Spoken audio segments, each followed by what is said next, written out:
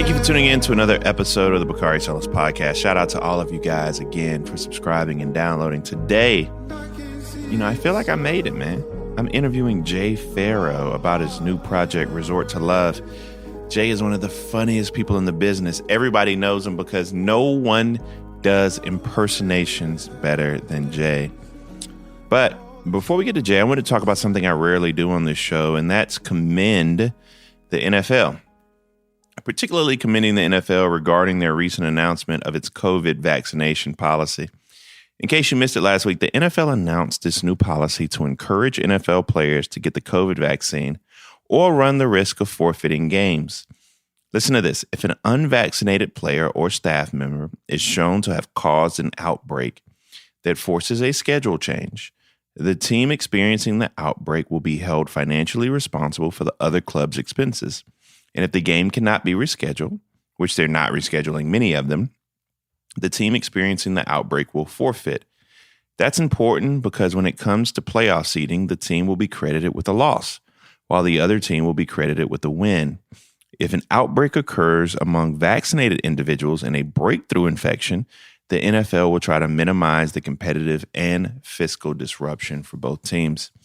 So there's a clear incentive for players to get vaccinated or run the risk of ruining their team's playoff chances. And in the NFL, if you don't play a game, you also don't get a check, introducing very real financial consequences as well. We've already seen some players like Newt, also known as DeAndre Hopkins, contemplate retirement, and a Patriots coach has since resigned. I think that's a little bit far out there, but to each their own.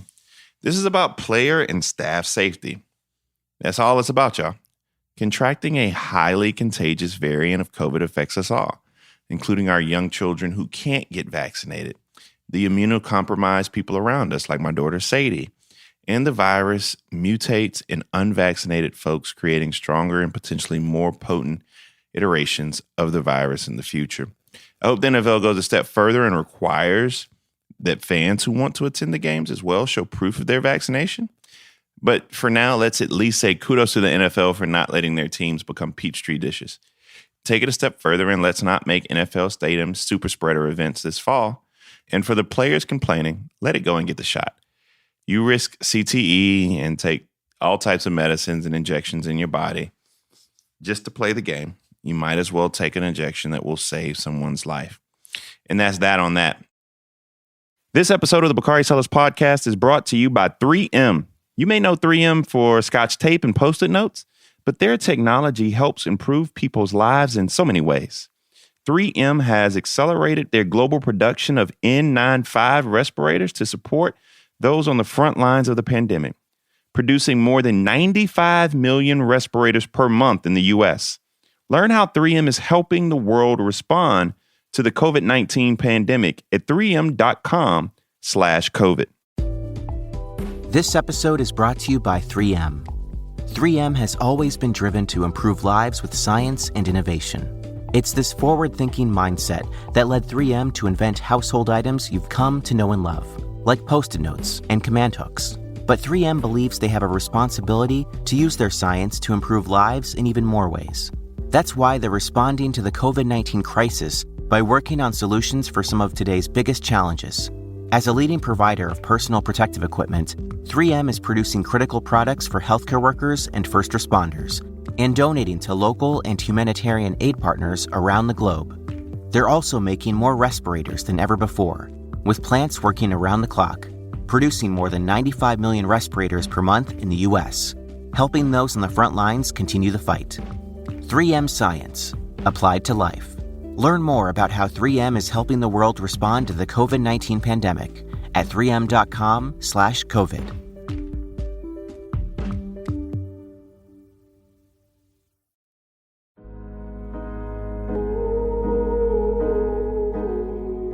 I got to welcome you to the podcast, man. I am so grateful that Jay Pharoah is joining us today. As a kid from the big city of Denmark, South Carolina, where I got 3 stoplights and a blinking light, it's an honor to have you on, my brother. How you doing today, man? I'm good, my southern brother. How you doing? I'm good, man. You know, go ahead. You know what's crazy though, man? It's funny when I tell people I'm from the South. I'm like, yo, I'm from the South. They're like, oh, word, where you from?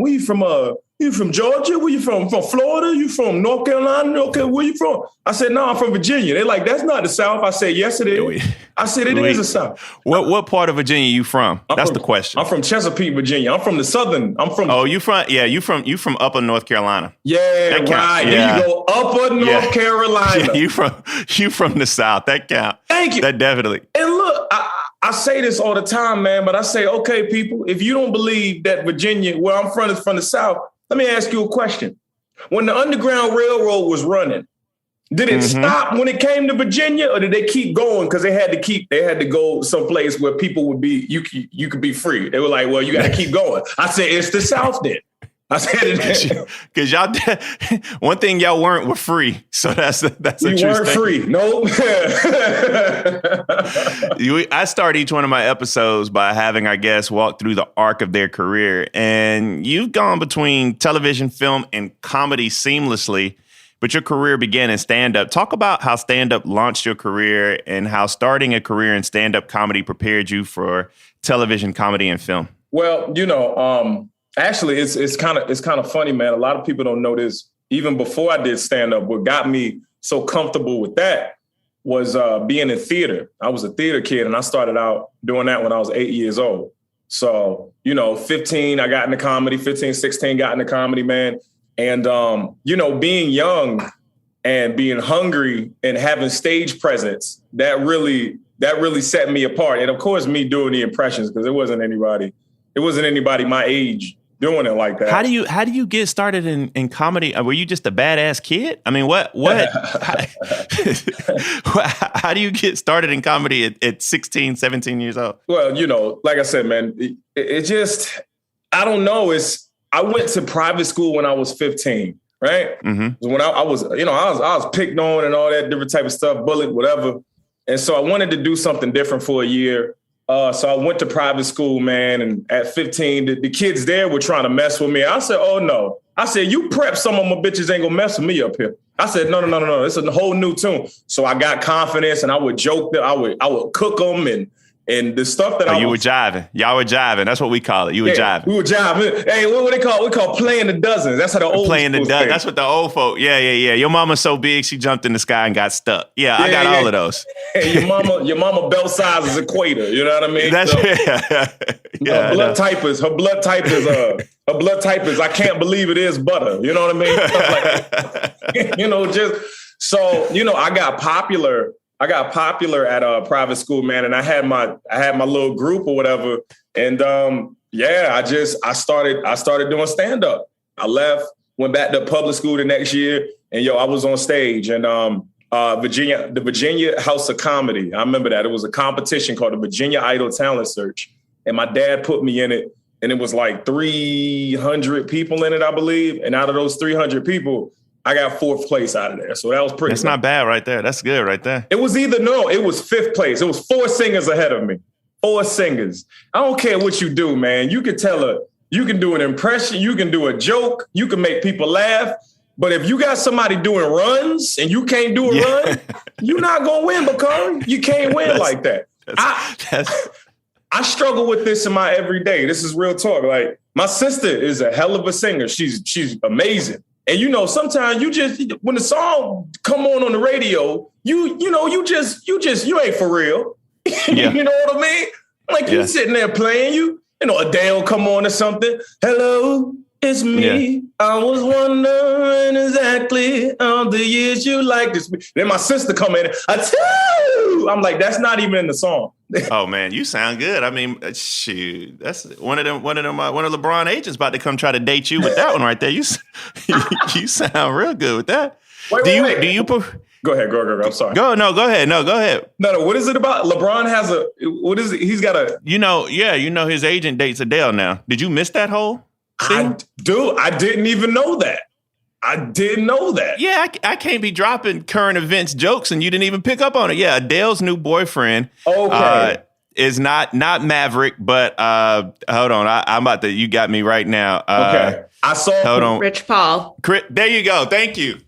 From Rich Paul is Adele's new boyfriend. Oh, okay. And this is a black brother. This is a black gentleman, right? This is a black brother. This is LeBron's best friend from a long time ago. So she has a whole new swag. She was at the She was at the match. She was at the match the last match between the Suns and the Bucks. Bakari. So she would have never done that. She would have never done that any other way. She wasn't going in the building. She's been blessed. She's been black. She's been black. It's a different tune right there. There you go. She gonna come out singing a new song with Anthony Hamilton. It's gonna be good. Erica Badu, Anthony Hamilton, Jill Scott. Just check it out. It's gonna be fire. There you go. How much stand-up do you still do? And do you prefer stand-up over acting, or are you gonna go back on tour? Tell me about it. I go back on tour next month, matter of fact, August, the end of August. But I haven't really stopped working. I really haven't since the pandemic. And as far as stand-up goes, I started back in September. And I remember it was at the Magic Castle in Hollywood, man, because they took it was called the Asphalt Comedy Show. Mm-hmm. They took it and they turned this parking lot into a stage and everything. So it was like drive-in comedy. So I got up there, man, and I remember I was so nervous getting on set. I'm always nervous. I remember Charlie Murphy said something to me. I'll never forget this, besides the other jewels that he has dropped. But he said, yo, man, he said, look, if you go on stage and you ain't nervous, you ain't shit, man. You know what I'm saying? Because you care, son. That shows that you care about your artistry, man. So be scared. Every time I get up there, man, I feel like I'm about to shit myself, man. You know why? Because I care, nigga. Yeah. But, okay, so I was so nervous. People can't see your eyes just piercing out like those Murphy boys, for sure. Yeah, man. Yeah. That piercing laugh he has. But I was so nervous when I got up there, but it went great. It went so good. The manager's girlfriend came down from the top of the castle. She heard the reaction was so dope because I got a chance to sit down. During the pandemic, if you didn't evolve as an artist, if you didn't evolve as a person, if you didn't just evolve in the space, find new ways, new things you like about yourself, hidden gems and talents, you really wasted a year, the world. You really wasted a year. But I always say about the pandemic, we always would say that if we had the time to do something, we would do it. If we had the time, we do. And then God was like, all right. So he gave us nothing but time. This is what God did. God went like this. Really? Really? Okay. Let's see what happens. And he slid off like this. Gave us nothing but time. That's right. Yeah, man. So I was gutting out my jokes and really, really getting into it and writing a lot. And I got back on that stage, man. And it definitely showed that the work it didn't feel like I took any time off, man. I was right back into it. And I've been consistently doing it since September. And, out here we got a Supernova comedy at the Whitley. We got Matt Rife does like a back. I think it's like what is it? A trunk? What is it? It's the back of a truck comedy show, something like that. He does that. I mean, the Laugh Factory is open. Okay, everybody know Laugh Factory. Improv's old comedy stores back open, man. And there's mad room. So. Yeah, stand-up is definitely thriving and back. And as long as I get a chance to entertain, bro, I'm just an entertainer, man. Like I love to entertain, whether it's stand-up, whether it's being on television, making somebody laugh, making somebody cry, so whatever. You know what I mean? I do that. Hey, in this new movie, I'm telling you, your boy get the water word. A lot of people underestimate those skills, but you gotta understand. Well, let's talk about your newest project, Resort to Love. It's hilarious, and I encourage everyone to check it out. But tell me what is it about? Tell folk what's it about. Okay, so it's about. Can I pull this light up, man? I feel like we're too chocolate This feels like. Well, I thought that I was going for that. I interviewed Omar Epps recently, so I was going for the Omar Tay Diggs look with the lighting the way I had it. Okay. If we doing that, well, shoot, New Jack City. How about that? Juice. We going back there. We going back to Juice. There you go. Juice though. Juice. It was Tupac was brown, Omar was dark, and other boy was light skinned. Oh, that's right. He was dark skinned too, so I guess I'm the fat kid. Yeah, there you go. You can be him. What's the movie about though? Tell the folk. So the movie is about Christina Milian, lovely Christina Milian, amazing, phenomenal. Shout out to the DMV. Found out she's from the DMV. She's a singer who's about to be. She's on the cusp of her big break, and her fiance breaks up the wedding probably like a month before they're supposed to walk down the aisle. And so he moves down to South Carolina. She's still in New York and she's about to have her big break. And the night that she's supposed to have her big break, the producer ends up taking the project that she worked on and crushing it, like on the laptop. He crushes it. And she's like, I don't know what to do. Her friend sets her up on a resort. She was like, look, they're looking for a singer there. You could get some money, since, you could start fresh, do that. So she goes to the island and she finds out at the island that they want her to sing at weddings as well. And she was like, and, that's already a big blow to her because, her fiance left her. And she ends up almost drowning and getting saved by the Caleb character. You see taking up the Sinqua walls, taking her out of the water and rising, looking like. I tried out for that role. I got to do some more push-ups. I got to do some more push-ups. I want the water glistening all over my body. Yeah, I know. There was a lot of baby oil involved. I know there was a lot of. If he would have, it's so funny because he was so oiled up. I'm like, if he would swim, he would just go through the water like this because water just beating up. They're just beating up on it. It would look like one of those lava lamps. Remember the lava lamps? Yeah. He'd be swimming. Okay, so she's on this island. She finds him, and he's there for his brother's wedding. His brother is getting married there, right? And she finds out that it was her ex-fiance who's about to get married to somebody else on the island. And her ex-fiance is me. And then she's supposed to sing at the wedding. And then she sees them together. She gets jealous. And then the brother's like, what? Why are you jealous? Do you still got feelings for him? And you don't know if my character still has feelings for her. So it's like this triangle that's going on. Actually, it's a love square going on right there. It's the brother, it's two brothers, the fiance, and Christina Milian. And you're just trying to figure out which way she's going to go. And I know. She's going to talk to the brother and she was just engaged to this person. I understand that. Watch the movie, okay? Okay, I'm going to watch it. If my wife looking at me all sideways throughout this movie, then I'm blaming you. I want you to know I'm blaming you. This episode of the Bakari Sellers Podcast is brought to you by 3M. You probably know 3M for Scotch tape and Post-it notes, but did you know 3M is also a leading provider of personal protective equipment and medical solutions for healthcare workers and first responders? Since the outbreak, 3M has accelerated production of N95 respirators, disinfectants, and hand sanitizer, helping to support the critical needs of those on the front lines of the COVID-19 crisis. 3M's plants are operating 24/7, producing more than 95 million respirators per month in the U.S. 3M is also supporting communities around the world with cash and product donations through humanitarian aid partners, including a $10 million donation to Direct Relief's COVID-19 Fund for Community Health, providing community health centers with direct financial aid to support healthcare workers. 3M Science applied to life. Learn how 3M is helping the world respond to COVID-19 pandemic at 3m.com/COVID.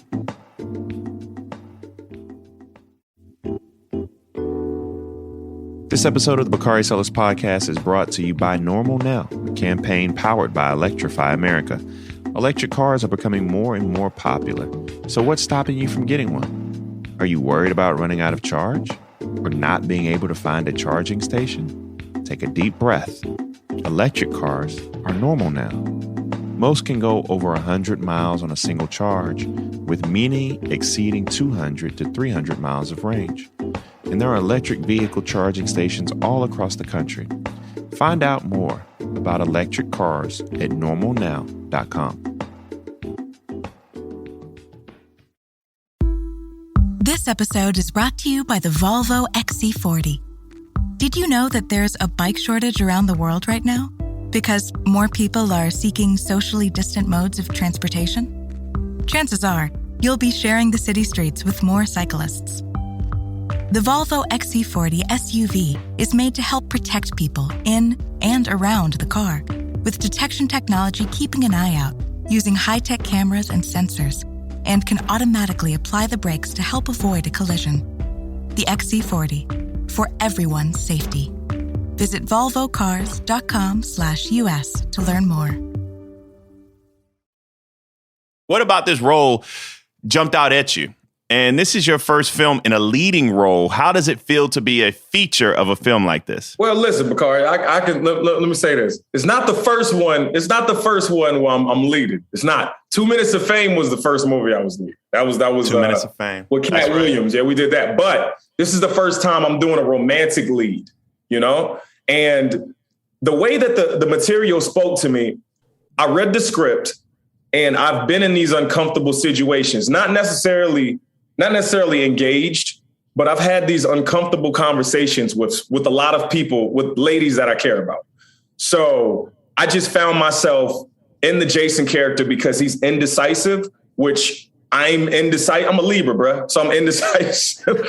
So it's like, okay, am I going to go here? Am I going to go here? Scattered brain all over the place. Thank God for mothers, sisters, and fathers talking. Okay. Because they keep you in alignment. But the character is so, he's in and then he's yes and he's no, he's hot and he's cold. And I was like, you know what? I know that guy because I've been that person before. I know exactly the uncomfortability of these situations. And I know that there's a lot of, some of them are amicable and other times it ends up being a terrible situation. But as long as if you have closure with somebody, it's easier to swallow the situation if you have the closure. And there were so many times where I felt like the closure I didn't have with people.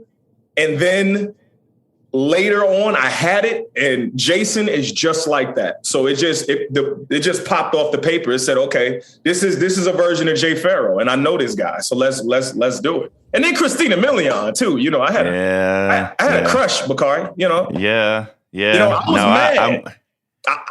I was mad when the dream.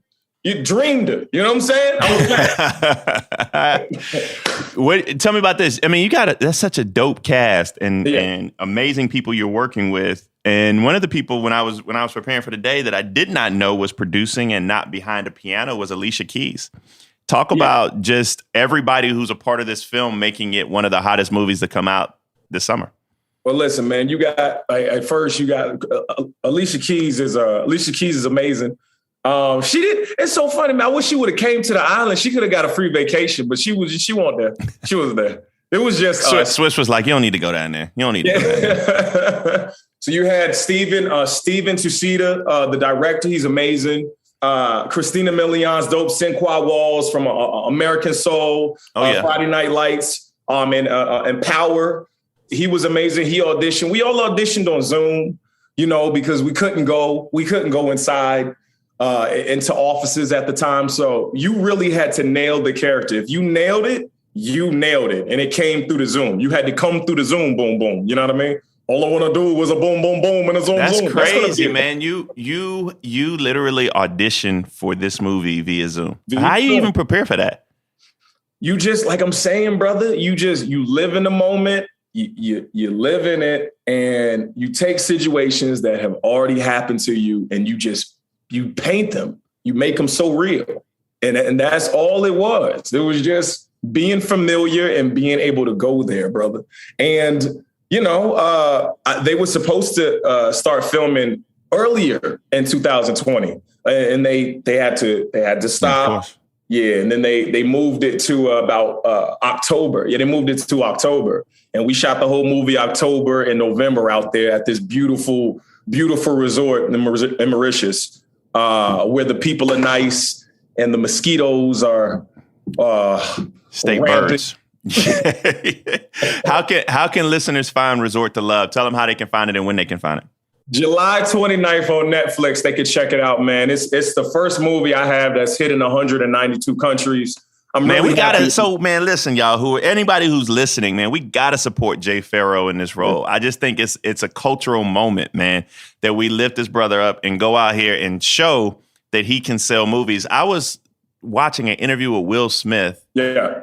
When he was being cast for Independence Day. And there was a question about whether or not he could play that role because Black folk didn't sell internationally. And he was talking about how he wanted to break down those walls. And so I feel like this is our opportunity to help you break down those walls and help you be an international superstar. With that, I mean, now because people are going to be talking about Denzel Washington or Jay Pharoah, who they want to play what role. You get me, you get a 2-for-1. There you go. I definitely have a little bit of there's some Denzel-isms. Maybe look, okay.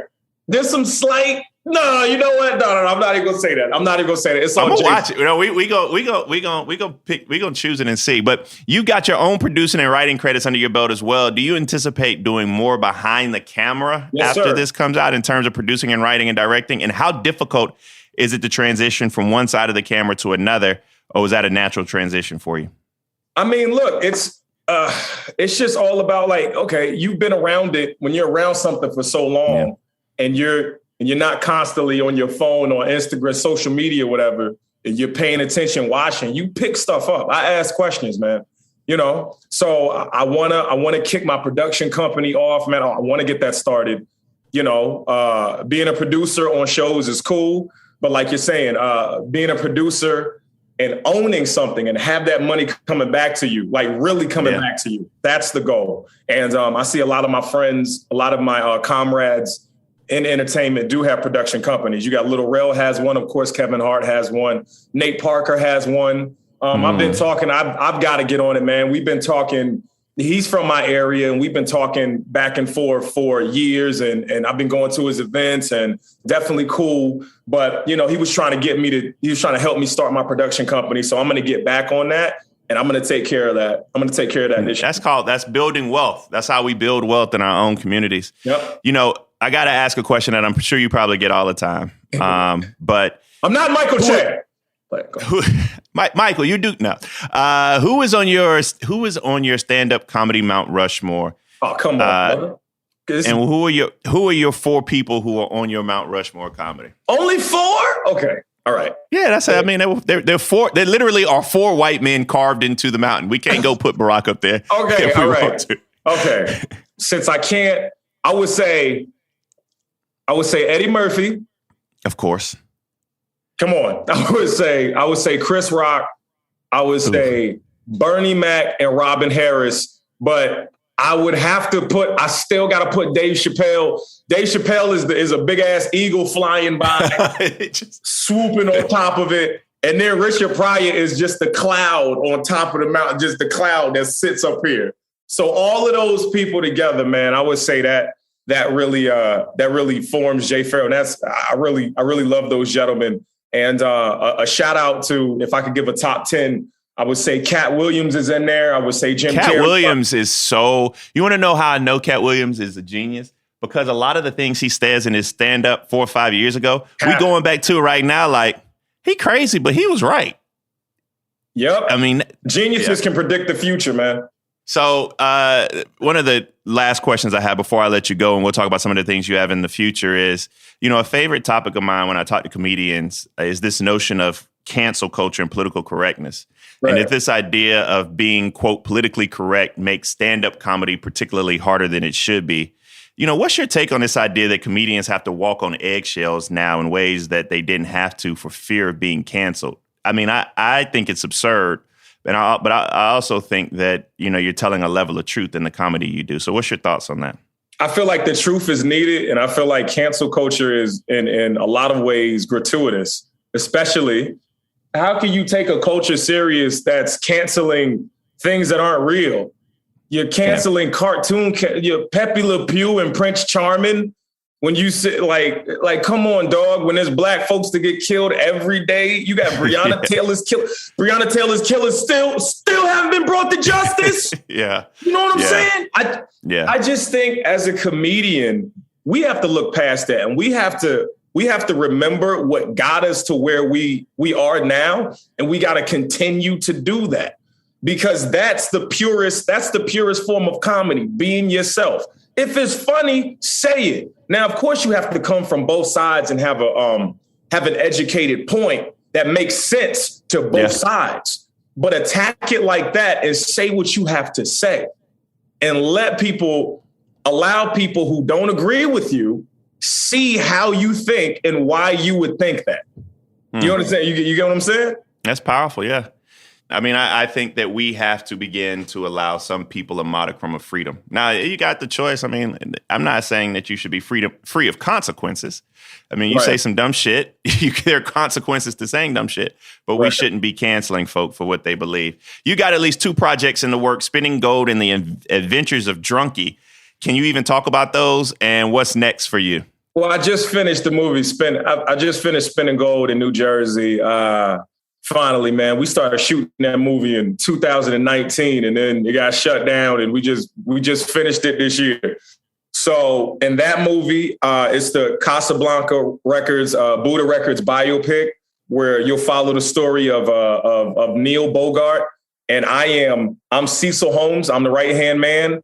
Buck Reingold, God dang it, my God, there's so many good actors in it, man. But it's a biopic, and I would say in that movie, I got my Denzel on a little bit.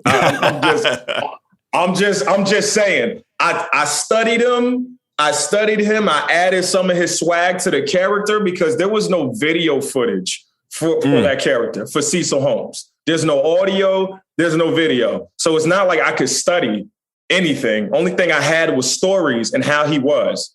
And so they told me that he was the right-hand man. He was always there to make sure that Neil was centered. He would always center the situation. So I played it like that. Adventures of Drunkie, I don't know when that movie's coming out. That's honest to God. I just shot a movie with Gore Verbinski, Anderson .Paak, her, Ice Cube, and Meryl Streep. It's this animated movie that we're doing, and I'm one of the stars in that.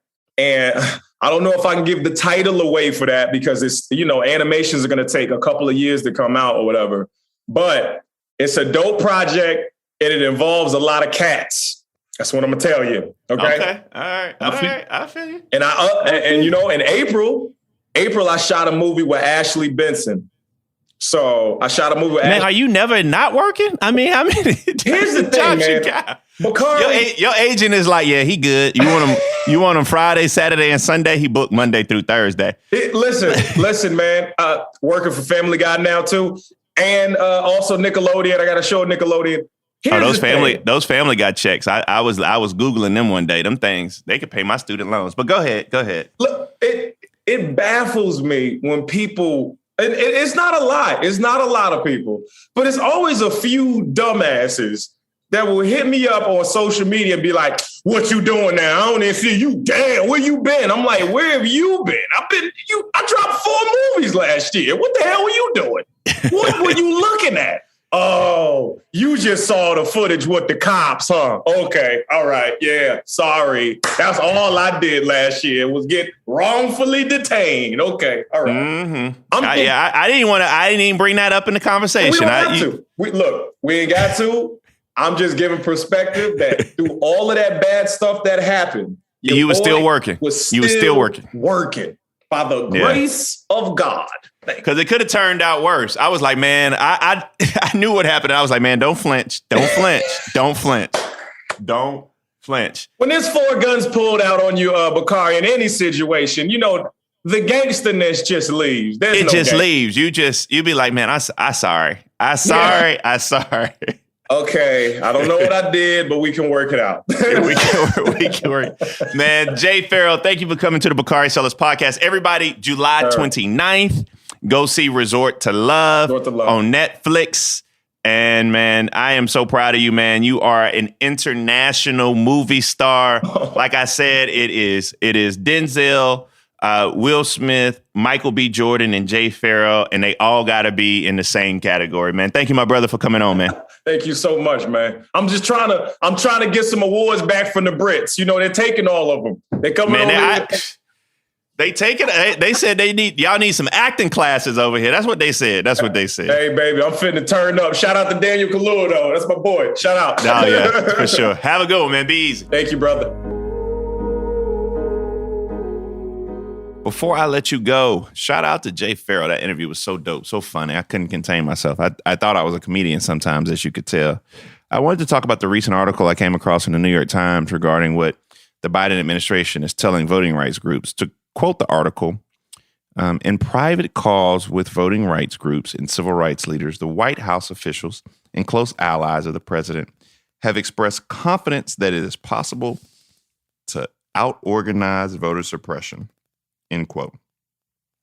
Now, this is all happening as President Biden gives great speeches about voting rights, but doesn't actually push, even privately, for real changes to the filibuster, like a carve-out, for example, for matters involving fundamental constitutional rights like voting rights. And this begs the question, why would Biden not fight for these changes to the filibuster, knowing that Democratic majorities hang in the balance next year and his own electoral fortunes hang in the balance in 2024? Their answer is Biden and Democrats don't think they need to actually deliver on these justice issues like voting rights or police reform to win in 22 or 24. The calculus here is that moderate voters, who they believe hold the keys to swing districts in statewide elections, don't care about these issues, and the base will come out anyway. So speeches are enough because you can just blame Republicans. But the real problem are Senate Democratic moderates who won't touch the filibuster and a White House who won't push them on it. And when it comes to 2024, the Biden camp has to believe that they'll be popular enough to weather any criticism because they will have passed key parts of an agenda and he could be running against Trump again, which should further booster his confidence in re-election. As I've said many times, justice was on the ballot in 2020, and Black voters and younger voters haven't seen progress on these issues. They've seen rhetoric, but no real progress. One could argue that you don't lose said moderates if voting rights and police reform are granted, and they need not be viewed as mutually exclusive to infrastructure and shots and checks. We wanted it all and voted on it all, but it's clear that Biden and the Biden White House think our issues aren't essential for 2022 and 2024. That's a real problem that I hope my friends in the administration fix. Otherwise, the coalition that gave us governing majorities in 2020 will rightly decide that their vote didn't move the needle on what mattered to them, and they'll stay home. That's that on that. We'll see you guys on Thursday. Everybody have a great work week.